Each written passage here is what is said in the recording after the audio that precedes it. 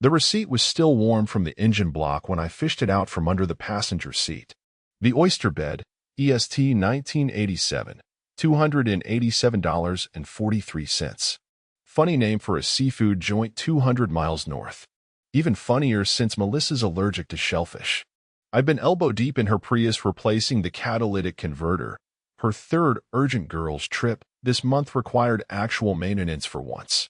The paper stuck to my grease-stained fingers like a confession, dated last Tuesday. The night she come home smelling like chlorine. Hotel pool, she'd said, toweling her hair with the same rehearsed smirk she used when telling our son his trust fund was safe.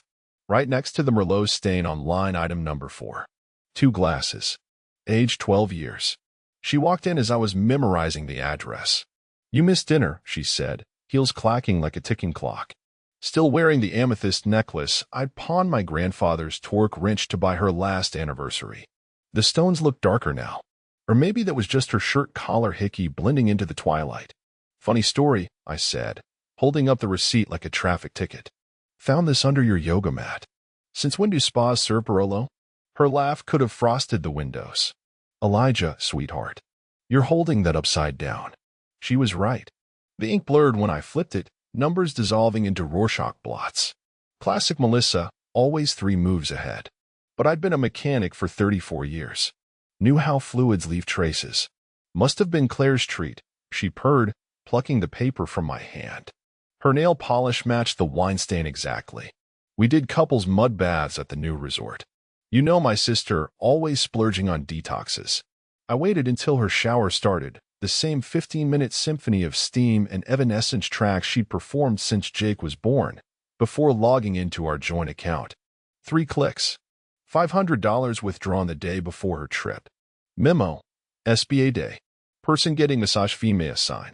Location. Brentwood, California. Same exit ramp as the oyster bed. The shower stopped. I closed the laptop just as her shadow pulled in the doorway. You're not still obsessing over that receipt, are you? Her towel slipped as she leaned over me, chlorine and Chanel No. 5 clotting the air. It's sad, Eli. This paranoia. Maybe your doctor should adjust your blood pressure meds again. I watched her reflection in the black screen. The way her shoulders tensed when I whispered, funny how detoxes require cash. She froze for exactly 2 breaths. Then laughed, that tinkling windshield sound that used to make me smile when Jake was learning violin. God, you're cute when you're detective mode. Remind me to hide my library books better. That night, I lay awake tracing the crack in our ceiling plaster. It looked different now, less like the Mississippi River we joked about during midnight feedings, more like a fault line. Melissa snored the way she lied, perfectly even, with fluttering pauses. At 3:17 a.m., I realized 3 things. 1. Claire hates mud baths, ruptured eardrum incident 2004. 2. Brentwood's only spa is a Super 8 motel with hourly rates. 3. The oyster bed's signature dish isn't oysters. It's caviar. Served for 2. The motel's neon sign flickered like a bad lie. Sunset Suites. Ironic, since the place hadn't seen sunlight since the Nixon administration. I'd followed Melissa's Prius for 53 miles, my old Ford's headlights off as she took the exit Claire always called trashy during family road trips. The dashboard clock read 2:14 p.m. Spa hours, apparently. She parked in spot 22B, right under a security camera with a shattered lens. Smart, but not smart enough to notice the fresh pine air freshener dangling from her rear view. Melissa hates pine. Smells like cheap motels and regret. She'd sneered at a gas station once. The scent still clung to my sinuses when Daniel's shitty van rolled in 15 minutes later, band stickers peeling off the bumper. One stood out, Claire's Cafe logo from her failed coffee truck venture last fall. I filmed through my binoculars, the zoom catching Melissa's laugh as Daniel stumbled out tuning his guitar. His boot kicked something metallic under the van, a motorcycle keychain shaped like Tennessee, Claire's home state. The same one she'd lost at our 4th of July barbecue. My hands stayed steady even as my pulse mapped every cheating heartbeat. They didn't even wait to reach the room. When their mouths crashed together by the ice machine, Melissa's hand fumbling with his belt buckle, I nearly shattered the binoculars. Rage tasted like battery acid. But then the camera kept rolling, Her left hand splayed against his chest, that stupid amethyst ring glinting. The one I'd told her needed resizing last month. "It's fine," she'd snapped, jerking her hand away. Now it slid off effortlessly as she palmed his denim. I was halfway out of the truck when Claire's voice slithered through my phone. "Elijah? I'm outside your shop. Let's talk about Melissa." The timing reeked worse than the motel's dumpster. I drove home in a haze, finding her perched on my workbench like a vulture in designer athleisure. "You look terrible," she sighed, holding up a six-pack of my favorite IPA, discontinued since 2018. Her earrings matched the motorcycle keychain. "Melissa's stressed," she said, cracking a beer she didn't drink. "Menopause does wild things. You should forgive her." Her heel tapped rhythmically against my torque wrench drawer, the one where I'd hidden the motel footage SD card. "Funny," I said, watching her throat jump as she lied. "Your sister's never been hotter." Claire's smile froze when I tossed her the Pine air freshener from Melissa's car. "Since when do you gift her stinkers?" "Since never." She recovered fast, but not fast enough. I saw her glance at my security monitor, its split screen showing the still active motel feed. Daniel's van was gone, but the ice machine area glittered with something purple. Melissa's chipped nail polish? Or maybe the amethyst shard I'd later find wedged in the ice dispenser, its prongs bent outward like a trapped animal's claws. "You're imagining things," Claire whispered, suddenly too close. Her perfume smelled like the motel's industrial cleaner. "Be the bigger man." I waited until her taillights vanished to pull up the bank records again.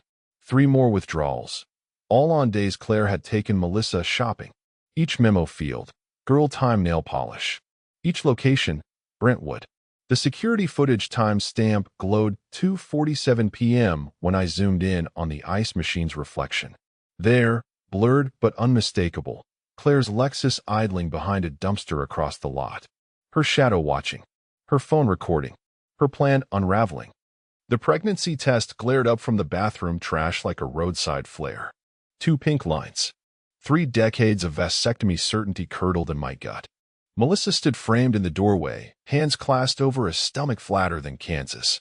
Her smile cut deeper than the scalpel that had supposedly sterilized me. "Surprise," she purred, pressing a sonogram photo to my chest. Black and white static resolved into a grainy bean. Estimated conception date, 6 weeks prior. Right around our anniversary weekend, the one she'd spent nursing Claire through food poisoning. The same weekend Daniel's band had played a dive bar 20 minutes from Sunset Suites.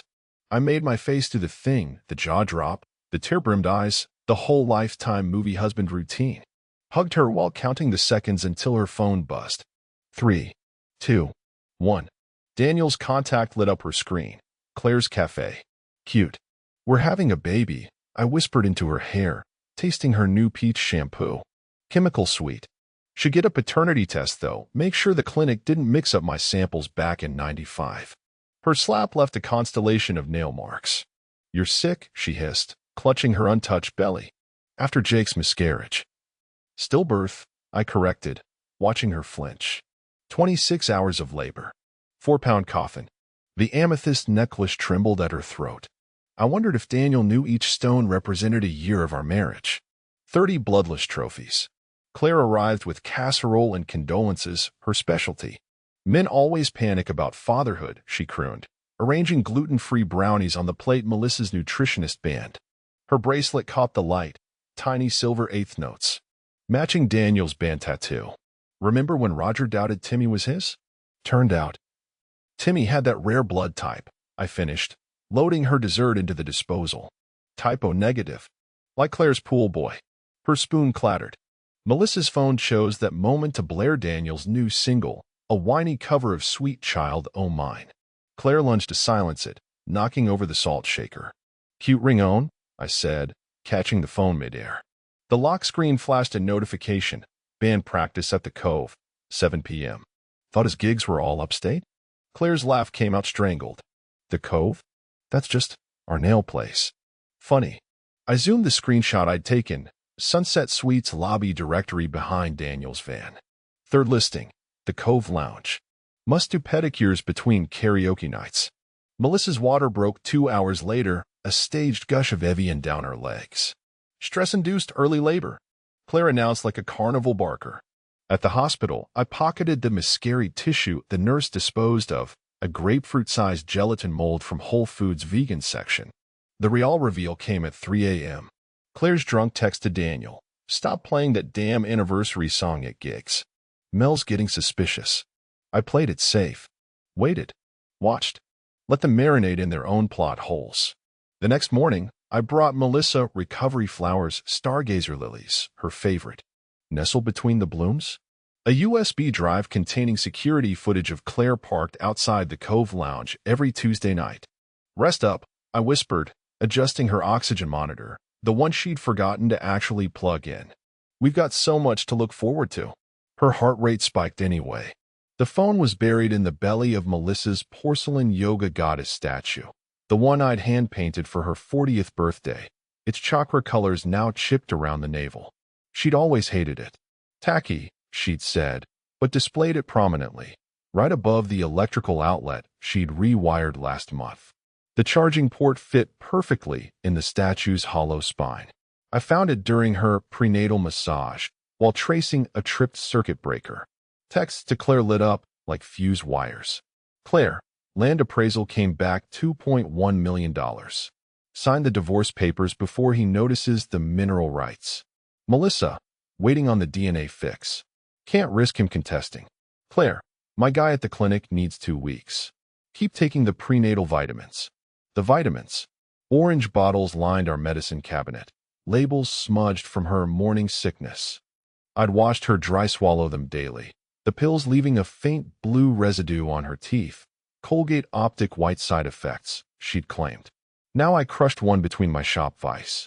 Inside the gel capsule, tiny tracking device components. Not medicine. Tech. That night, I served Melissa her ceremonial healthy pregnancy tea, hibiscus blend from Claire's Cafe. You're being so supportive, she simpered, lips catching on the mug's rim. I smiled, knowing I'd swapped her sugar with xylitol. Harmless, unless mixed with the blue vitamin residue. By midnight, she was snoring. I extracted the phone using needle-nose pliers, its case warm with deceit. The deleted folder held gold. Claire, tell Daniel to stop using his real Spotify at the motel. Elijah's no idiot. Melissa, relax. He thinks the DNA problem is about the baby. Claire, it is. My guy will splice Eli's old biopsy slides with the fetus sample. Just keep him distracted. Biopsy slides. From my prostate cancer scare last year. Specimens Claire had insisted on storing at her friend's clinic. My hands didn't shake as I photographed each message. They didn't need to. The final text froze my breath. Claire, once the land's sold, we'll deal with Jake. His trust fund's still tied to Eli. I replaced the phone, smearing grease inside the statue's head, a mechanic's breadcrumb. Then I logged into our security system, reviewing footage from the clinic Claire frequented. There, every Thursday at 3 p.m., Daniel entering through the staff door wearing scrubs. The next morning, I gifted Melissa a new prenatal vitamin organizer. Custom-made, I said, watching her fingers trace the engraved motherhood is magic. The hidden compartment under the foam held a microphone. So thoughtful, she murmured, kissing my cheek. Her lips left a blue smudge. I spent the afternoon inventorying my land. Every acre my father had warned oil companies about in the 70s. Buried deep in the deed box, a 1978 geological survey Claire's appraisers hadn't found. Page 14, footnote. Natural arsenic deposits detected near eastern boundary. That night, I baked Melissa arsenic-free apple pie, her favorite. Let her believe the game was still hers. When she texted Claire DNA solution in motion, I forwarded it to 3 dummy accounts. Let them think they're scripting a tragedy. I'm drafting a comedy. The fishing license cost $17.50, cash, from a sporting goods store 3 counties over. I made sure the clerk remembered me, buying neon lures and a world's best grandpa hat. Let Claire's lackeys trace that breadcrumb. The motel where I met the PI reeked of mildew and desperation. Carla Espinoza, ex-cartel accountant turned private eye, spread photos across the bedspread like tarot cards. Your stepsister-in-law's been busy. The first snapshot, Claire handing Daniel an envelope outside her cafe. Zoom in. The corner showed a partial logo for Golden State Fertility. Same clinic holding my biopsy slides. Follow the money, Carla said, sliding over bank records. Claire's charity fund showed monthly $5,000 withdrawals. Daniel's Venmo deposits matched exactly. He's not her boy toy. He's her employee. The kicker? A screenshot from Daniel's OnlyFans. Yes, fucking OnlyFans, where he'd messaged a subscriber. Gotta bang this old hag twice a week for the bonus. Send nose plugs. I stared at the pixelated confession, my wedding band digging into clenched fist. 30 years. 30 years of mortgage payments and prostate exams and pretending her tuna casserole didn't taste like wet cardboard. All reduced to a contractual fuck. Carla lit a cigarette off the flickering TV. There's more. The security footage showed Claire meeting my oncologist at a parking garage. Dr. Lin handed over a USB drive. Payment? A Ziploc bag of my hair from the bathroom trash. Cute, I croaked. She's making voodoo dolls? Sequencing your DNA. Carla blew smoke at the ceiling. Splicing it with Daniel's kid. Making you the legal father. The ice machine down the hall groaned. I counted its death rattle, 7 seconds exactly. Same duration as Melissa's fake orgasms. Carla's final gift, a photo of Jake at Claire's office, unaware of the camera. She's grooming your boy. Showed him falsified papers about you laundering shop profits. I was halfway to my truck when Carla grabbed my arm. She's got a binder on you. Offshore accounts from the 90s, that OSHA violation cover-up. Nasty shit. I laughed until bile burned my throat. The OSHA violation was replacing Melissa's faulty brake pads pro bono after she'd hit a cyclist. The offshore accounts? Our honeymoon fund in the Bahamas, empty to pay her boob job. At the lake, I cast my line with surgical precision. Let the resort cameras see Elijah Thompson, heartbroken husband, drowning worms. Meanwhile, my burner phone downloaded Carla's full dossier. Between the fake sobs for nosy retirees, I drafted 3 letters. 1. To the IRS, detailing Claire's charity fraud. 2. To the medical board, attaching Dr. Lin's parking garage tango. 3. To Daniel's wife. Oh yes, turns out Mr. Rockstar had a bride in Fresno with 3 kids and a killer Instagram, hashtag blessed. The fish weren't biting. Neither was my conscience. That night, I left Melissa a voicemail, choked up, distraught, quoting our wedding vows. While she played it for Claire on speakerphone, giggling, I hacked into Daniel's Spotify. His most played song? Gold Digger by Kanye West. I queued it up on repeat. Let that be their lullaby. The tackle box hidden under my seat? Not fishing gear. A notarized affidavit from Carla, a vial of arsenic-laced soil from my land, and Jake's baby teeth I'd kept in the shop safe. Let Claire dig up skeletons. I'll salt the earth where she buries them. The toothbrush was pink, not Melissa's usual cobalt blue. That's what tipped me off, the way it sat in the holder like a carnation in a coal bucket. Claire's favorite color. I palmed it during Melissa's 2 a.m. pregnancy-craving run to Walmart, her keys jingling with the new Lexus fob Claire had gifted her. The bristles glistened oddly, too wet for morning use. Later, under my shop blacklight, they glowed faint green. Chlorophyll? No. Luminol. Claire materialized as I bagged the evidence, her reflection warped in the vice's chrome. Collecting souvenirs? Eli? She held up her phone, footage of me pocketing the toothbrush from our bathroom. What's next? Her used tampons? I didn't blink. Those be more useful than your cafe's tax returns. Her breath hitched as I projected her QuickBooks ledger onto the garage screen. $87K in coffee bean purchases from a Nevada shell company. Funny, their only product is lithium batteries. The blackmail dance that followed was almost elegant. She deleted the surveillance video. I handed over a flash drive with enough evidence to sink her cafe. We sealed the truce with a handshake, her grip crushing the amethyst ring she'd gifted Melissa last Christmas. But the DNA test hit a wall. We need prenatal samples, the lab tech said, eyeing the glowing toothbrush. Maternal saliva won't confirm paternity. Plan B required surgery. Melissa's baby bump prosthetic arrived via Claire's cafe delivery van. I watched through binoculars as Daniel hauled the silicone belly upstairs. That night, while Melissa soaked in Epsom salts, I razor-bladed a flap near the navel. Inside, blood packets labeled Type AB+. Not my type. Not Daniel's either. Claire caught me mid-swab, her stiletto blocking the nursery door. Still playing scientist? She waved a ziplock of my shop rags, drenched in synthetic motor oil the EPA would love to trace. Let's trade.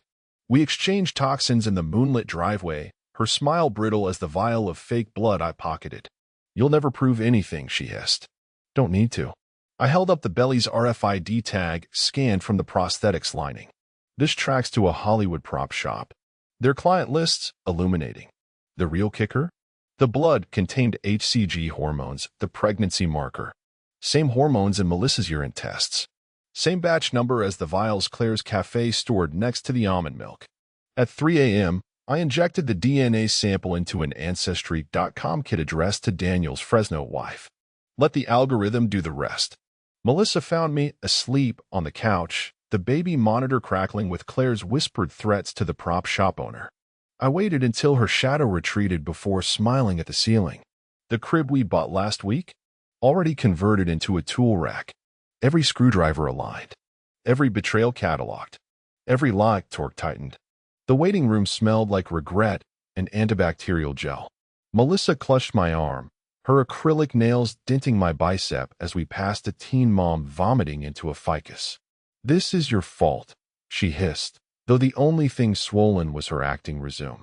I'd booked the appointment through Claire's clinic contact, Dr. Richter, the phlebotomist turned OB-GYN whose license suspension notice I'd framed in the garage. His office displayed sonograms next to malpractice settlements. Perfect. Just a quick ultrasound, I soothed, handing Melissa a kale smoothie laced with diuretics. For the scrapbook. Her bladder gave out right on schedule. While she waddled to the restroom, I ducked into the supply closet, noticed the biohazard bags matched Claire's Cafe takeout containers. Same manufacturer. Same cherry blossom print. The trash bin yielded treasures. A used amniocentesis needle, sterile cap still on, a shattered petri dish labeled Thompson Nuchal Fold, and jackpot, a mucus plug specimen that looked suspiciously like kombucha SCOBY. The nurse caught me mid-swab, her crocs squeaking like a mouse trap. Sir, that's medical waste. I held up a cockroach plucked from my pocket, purchased from Jake's 5th grade science kit. Just disposing pests. Her scream covered the click of my sample vial ceiling. Melissa returned, pants damp from staged incontinence. They want another urine sample, she whined, thrusting a cup at me. The label bore Daniel's birthday. In the bathroom, I pocketed her specimen, room temp apple juice, and spotted the real prize, a Sharps container overflowing with HCG vials. Batch numbers match Claire's Cafe shipment logs. Dr. Richter's ultrasound wand hovered over Melissa's flat stomach. The screen showed a stock footage baby yawning. Same clip from a parenting YouTube channel I'd queued on her laptop history. Perfect heartbeat, Richter lied, his neck tattoo peeking above the scrubs. A caduceus, with Claire's initials instead of snakes. I squeezed Melissa's hand, the one missing her wedding ring. Hear that, sweetheart? Our little miracle. Her smile faltered when I accidentally bumped the power strip, killing the monitor. In the dark, I slid the ultrasound gel into my pocket. Claire's Cafe logo glowed under my penlight. The nurse stopped me at the exit. You forgot this. She held out Melissa's fake belly band, inside out to show the RFID tag from the prop shop. I tucked it under my arm like a football. Can't forget Junior's first lie. That night, I centrifuged the gel in my shop press. Mixed with brake fluid, it separated into HCG concentrate and Claire's Cafe loyalty card microchips. Jake called as I logged the evidence. Mom says you're stealing her DNA. I watched a lab rat gnaw Claire's Cafe muffin wrapper in the trash. Nah, sport. Just returning what's borrowed. The rat convulsed. I added cyanide to my list of Claire's hobbies. The DNA results would wait. First, I needed a better lock on the rat cage. The lab results arrived sealed inside a sympathy card from Claire's Cafe. Sorry for your loss in cursive over a dead Rose. Clever. I X-Acto knifed the envelope's glue, finding 2 reports. 1. My DNA versus the clinic's fetal tissue 0% match. 2. The mucus plug swab versus Daniel's Spotify earwax collected from his AirPods at the motel 99.7%. Melissa walked in as I was framing both beside our wedding photo. "What's that smell?" she asked, wrinkling her nose at the formaldehyde reek from the decoy lab I'd built in the garage. Nostalgia. I gestured to the crock pot simmering with beef tendons, same stench as the stillbirth delivery room, recreating our firstborn's scent. Her composure cracked like old engine lacquer. "You're disgusting," says the woman birthing a Spotify playlist. I tossed her the Ancestry.com profile I'd made for Baby Thompson, top genetic matches, Daniel's Fresno wife, and a sperm bank in Reno. The financial leak required finesse.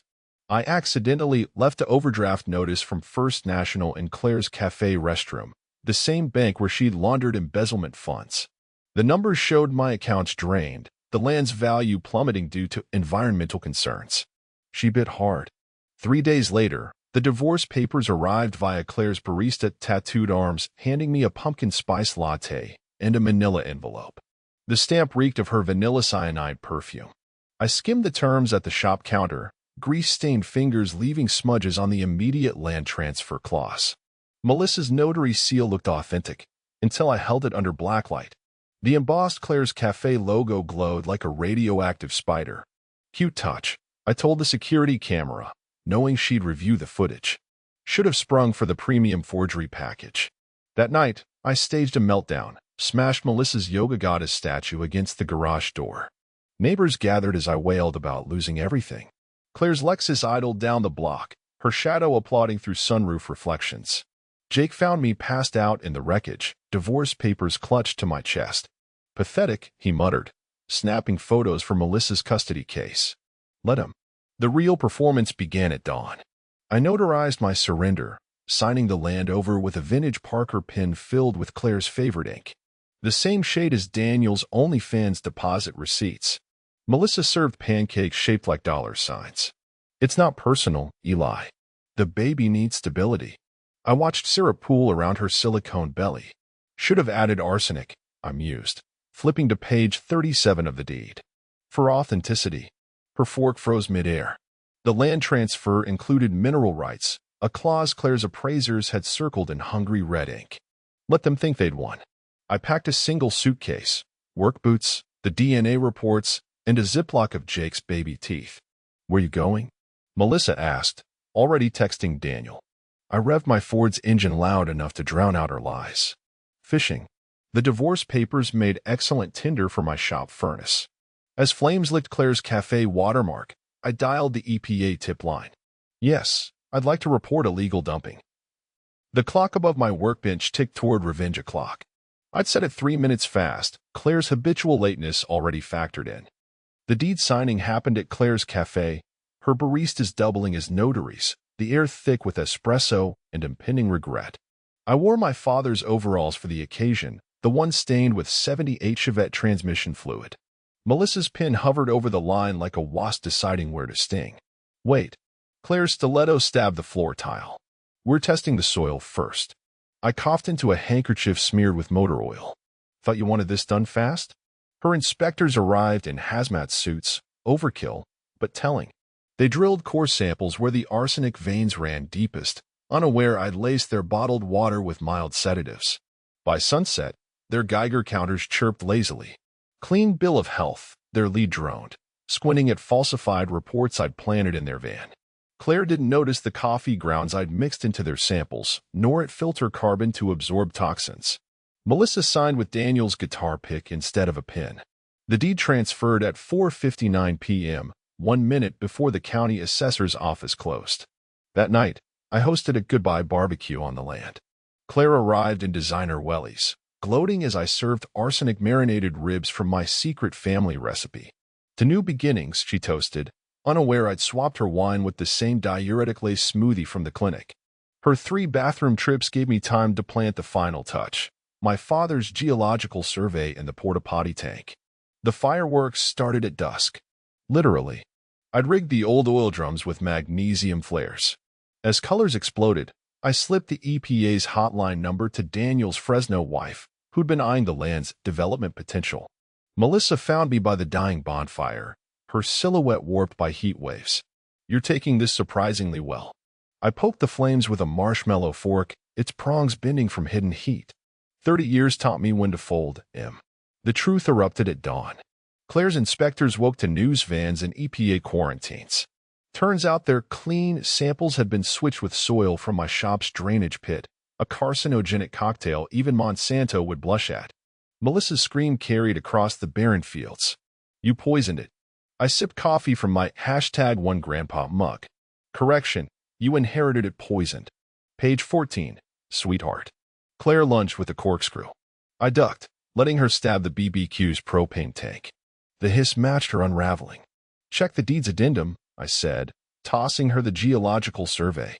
Mineral rights exclude naturally occurring hazardous materials. Enjoy your Superfund site. Jake filmed the meltdown from his Tesla, #tagging #family drama. I texted him the EPA subpoena list, his name bolded under accomplices. The divorce became final as the first bulldozers arrived. Contamination crews wore hazmat suits. Melissa wore Daniel's turd jacket. I saved the best revenge for last, a billboard overlooking the highway. Giant letters proclaimed, future home of the Claire Melissa Toxic Waste Center. Below, their shocked faces from the barbecue flanked the EPA's contamination rating. As the backhoes dug, they unearthed my final gift, a time capsule filled with positive pregnancy tests, Claire's Cafe loyalty cards, and the silicone baby bump. The local news called it poetic justice. I called it a down payment. The maitre d' led me to their table like I was the guest of honor. Melissa's laughter died mid-sip as I pulled out the chair between her and Daniel, his cologne stinking of Claire's Cafe vanilla cyanide blend. The restaurant's broken clock, stuck at 2:47 p.m., same as the motel security footage, ticked mockingly from the wall. Forgot your bib, sport. I tossed Daniel a DNA report, its edges singed from where I'd tested flammability. His fork clattered against the $200 Wagyu. Same cut Claire expensed as office supplies. Melissa's hand flew to her fake bump. How dare you? Crash your freedom party? I tapped the table's hidden panic button, the one Claire installed after her third embezzlement audit. The projector screen descended, displaying her cafe's books alongside the clinic's DNA logs. Don't worry. I tipped the waitstaff to record this for Jake's TikTok. Claire rose, steak knife glinting. You're bluffing. Am I? I cued the audio, her voice ordering Dr. Richter to make the brat's blood type match Eli's. The speakers boomed her exact words. Use his biopsy slides from the cancer scare. Dumbass won't live long enough to test it. Daniel bolted, tripping over the amethyst necklace I'd superglued to his chair leg. His escape route? Blocked by two of Claire's thugs, recognizable from their biceps tattoos, loyalty, and betrayal in Claire's handwriting. Going somewhere. I projected Daniel's OnlyFans DMs. Gag me with Claire's scarf so I don't puke mid-thrust. The kitchen staff snorted. Melissa tore at her hair extensions, the silicone bump listing sideways like a sinking ship. You're insane, says the woman who faked a stillbirth with kombucha SCOBY. I activated the restaurant's fire sprinklers, water smearing Claire's forged land documents into Rorschach blots. PSA, don't drink the prenatal smoothies. Turns out HCG hormone's a bitch on the kidneys. Claire lunged, but her Louboutins hydroplaned on Daniel's spilled wine. She skidded into the dessert cart, her face meeting the congratulations, cake-eyed laced with blue food dye. Same shade as the fake vitamins. The piece de resistance? Playing security footage of Claire bribing the soil inspectors, superimposed with the EPA's quarantine notice. The final frame, my land's new billboard, Melissa and Claire's faces pixelating under toxic waste site. Daniel crawled toward the exit, only to be clotheslined by his own guitar strap, left there by the busboy I'd paid with Claire's embezzled cash. As cops swarmed, I slid Melissa a USB drive containing every lie, every betrayal, every blue-smudged kiss. For the scrapbook, her scream harmonized with Claire's as cuffs snapped. I left through the kitchen, pockets heavy with justice. Outside, Jake leaned against my Ford, holding the DNA report. His silence spoke volumes. The real victory? Hearing Claire's arrest live-streamed on the radio during my drive home. The hollowness? That settled in later, with the whiskey and the deafening tick of the shop clock. The gun's barrel gleamed with Claire's lipstick, Revlon's Scarlet Sin, same shade she'd left on Daniel's motel receipts. She pressed it between my eyes, her breath sour from laced champagne. You ruined everything, she spat, mascara bleeding into crow's feet. I counted the tremors in her grip, 3 per second. Classic lithium withdrawal. Careful, Claire. Your cafe's barista union might call this hostile work environment. Melissa's wail cut through the kitchen's clatter. I loved him. She clutched Daniel's broken guitar string, its coil slicing her palm. But you made me need him. Claire's laugh cracked like kindling. You begged for that musician dick. I just funded the fantasy. The gun's safety clicked off, a sound I recognized from rebuilding 86 Berettas. I lunged left, grabbing the dessert torch from the creme brulee cart. Butane hissed as I sparked it, flames licking the amethyst necklace dangling from Claire's neck. Arsonist, she sneered, swatting at the heat. Mechanic. I twisted the torch's valve, recalling her cafe's gas line schematics. Your propane tank's back feed through the kitchen. One spark. Her pupils dilated. I smelled urine before I saw the puddle. Melissa lunged, teeth sinking into Claire's gun hand. The pistol clattered into the lobster tank, bubbles rising around the Glock like a morbid jacuzzi. You promised he'd stay. Melissa screamed, clawing Claire's face. Not just use me for the land. I pocketed the gun with a busboy's rag, my pulse steady now. The weight felt familiar, same model as the one stolen from my shop safe last Christmas. Claire's fingerprints would match both. As Cooks filmed the catfight, I texted Carla the PI, send Fresno wife the live stream link. Claire's final act? Spitting a cyanide capsule at Melissa. It missed, dissolving in the chocolate fondue. Bon appetit, I muttered, flipping the breaker to kill the lights. In the dark, guided by 30 years of greasing engines blind, I emerged with Claire's gun, Melissa's loyalty, and Daniel's Fresno child support papers. The cops found Claire sobbing into the lobster tank, crustaceans nibbling her extensions. I sipped tap water at the bar, the ice cubes clinking like loose change in a tin cup. Hollow victory never tasted so crisp. The cop cars lit up the parking lot like a redneck Christmas, flashing blues reflecting off Claire's Lexus bumper where I'd keyed, liar, last Tuesday.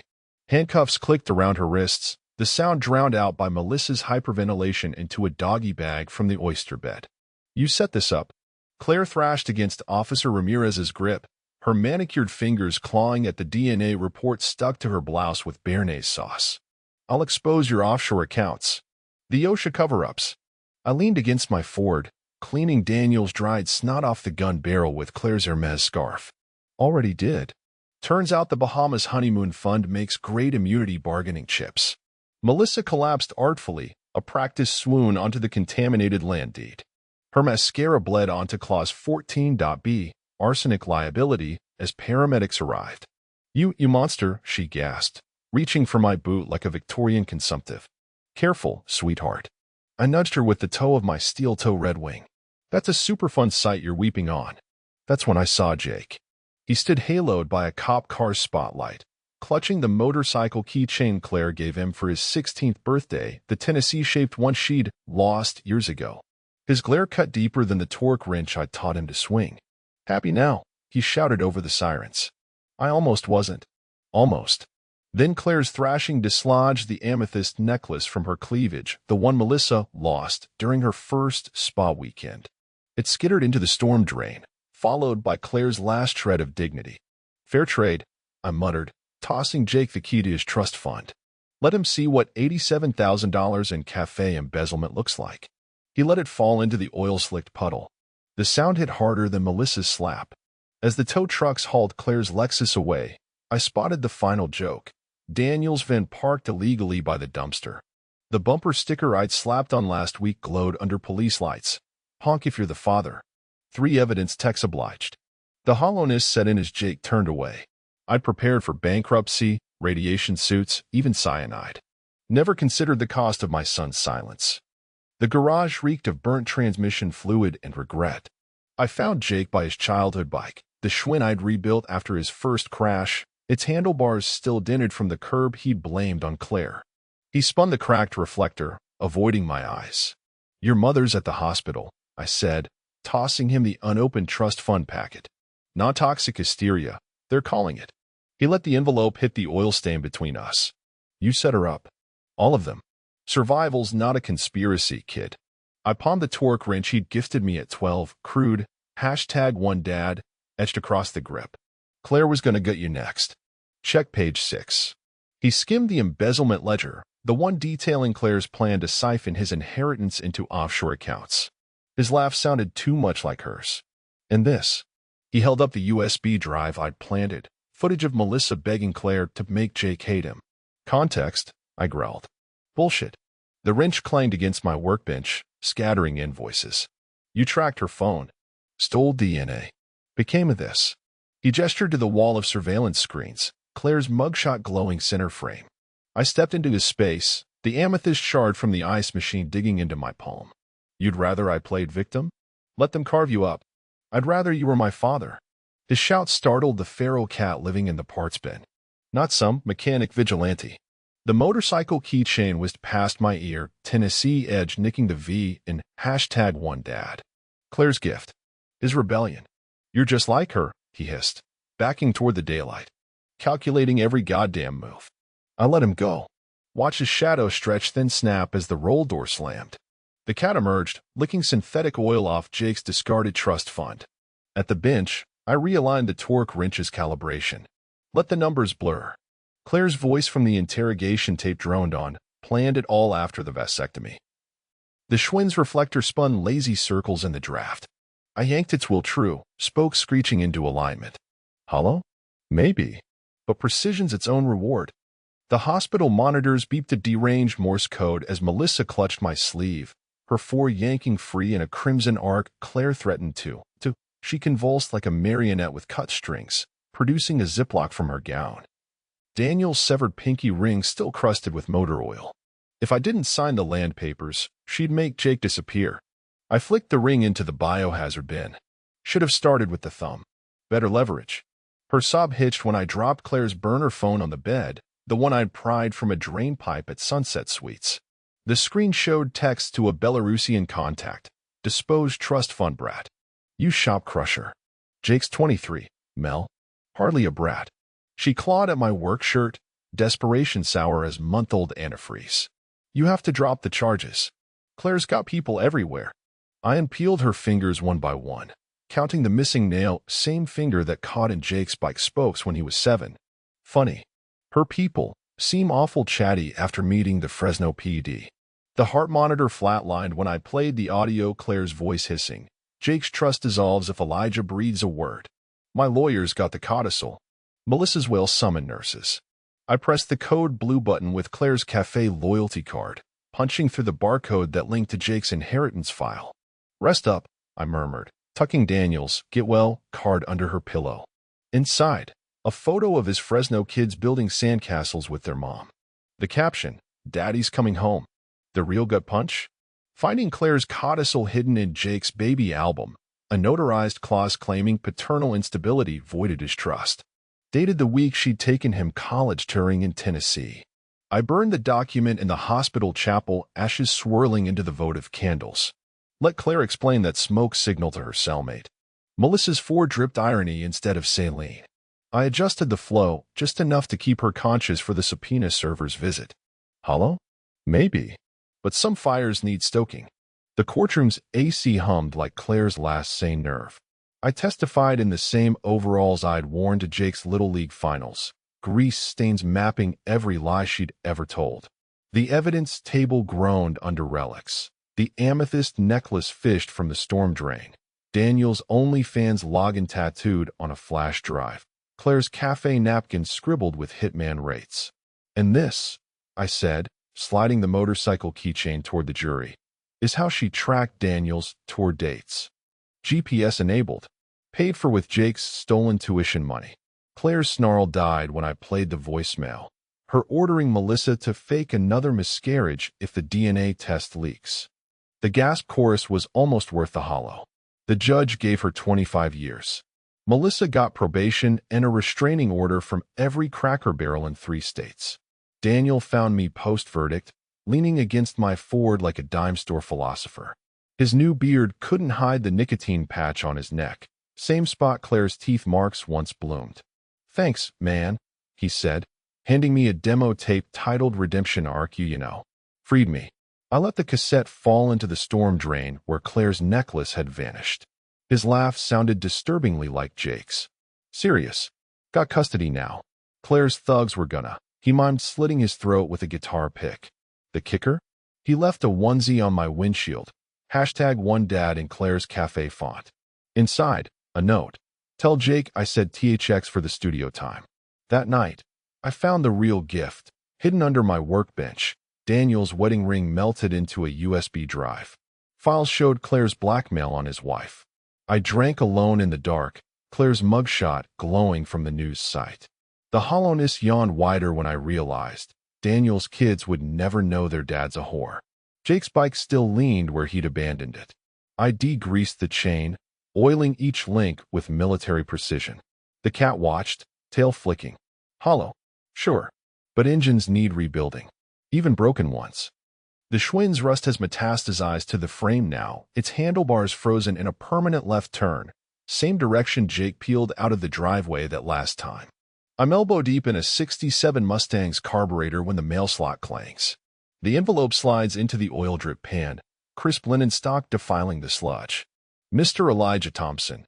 No dad, no return address. The embossed cursive smells like Claire's old stationery. Inside, a wedding invite featuring Jake and some woman posed under Claire's cafe awning. Irony's a bitch with a PhD. The RSVP card includes a checkbox, regretfully decline, toxicity concerns. I torch it with the acetylene lighter I used to seal Claire's fate. The flames turn Claire's cafe logo into a Rorschach rapture, ash flakes swirling into the Mustang's intake manifold. Perfect. Let Jake's nuptials fuel something useful. The cat, now fat on Daniel's abandoned protein bars, watches from the workbench. Her eyes reflect the dying embers, twin voids where I do's go to suffocate. In the silence, I recalibrate the Mustang's timing chain. The garage clock ticks, still 3 minutes fast. Some habits die harder than lies. Hollow? Maybe. But combustion requires emptiness. Always has.